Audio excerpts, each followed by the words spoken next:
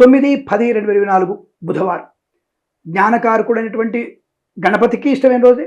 అలాగే బుధుడు అంటే బుధగ్రహం, బుద్ధికారకుడు బుధవారం అయింది. తర్వాత అందరికంటే ఇష్టమైనటువంటి అమ్మవారి జ్ఞాన స్వరూపిణి సరస్వతి. సో అటువంటి అమ్మవారి యొక్క ఇష్టమైనటువంటి రోజు మనకి సరస్వతి అవతారంలో వచ్చింది. ఈరోజు అమ్మవారికి ఆకుపచ్చని వర్ణము, ఎరుపు రంగు వర్ణము కలిగినటువంటి అంచున్నటువంటి తెలుపు రంగు చీర అమ్మవారికి కట్టాలి, అలంకారం చేయాలి. మరి నివేదన ఏం చేయాలండి అంటే ముద్గా అన్నం. అంటే తప్పకుండా మనకి అమ్మవారికి వాళ్ళ పెసరపప్పుతో అన్నం మాత్రం పెట్టాలి, పెసరపప్పు పాయసం పెట్టాలి, సొరకాయతో నైవేద్యాలు పెట్టాలి, ఆ శాఖలు అంటే ఆకుకూరలతో ఉన్నటువంటి పదార్థాలు పెట్టాలి. మరి ఏమిటి వీటి వల్ల ఏమిటి ప్రయోజనం ఏమిటి అంటే ఈ ఆకుకూరలో ఉండే ప్రతి పదార్థం కూడా మెదడుకు సంబంధించిందే. మెదడుని ఉత్తేజం చేసేటివే, B12ని పెంచేటివే, రక్తహీనతని పెంచేటివే. ఇవన్నీ కూడా మనకి ఆకుకూరలో ఉంటాయి ఎక్కువగా మనకి.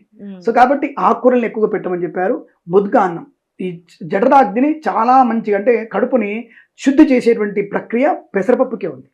కాబట్టి పెసరపప్పుని తోడినటువంటి అన్నం అమ్మవారికి నివేదన చేయాలి, పెసరపప్పు పాయసం చేయాలి, జున్ను పెట్టాలి, వాళ్ళ ఆవు పాలు నైవేద్యం పెట్టాలి, మీగడ పెరుగు అమ్మవారికి నైవేద్యంగా పెట్టాలి.